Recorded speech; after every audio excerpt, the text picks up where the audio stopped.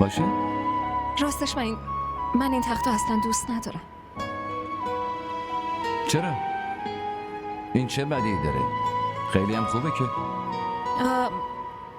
خب مدلای جدید و به روز اومده. این یه ذره قدیمی شده و اون قسمت بالایش که هست یه ذره بلنده. میخوام کوتاه‌تر باشه که بتونم عکس عروسیمون رو اون بالا بزنم.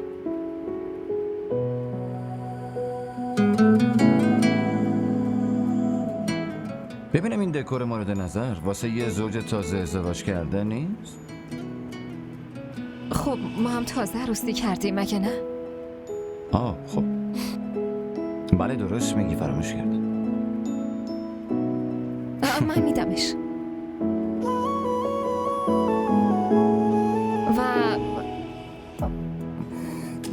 و ما رو تختی هم نداریم.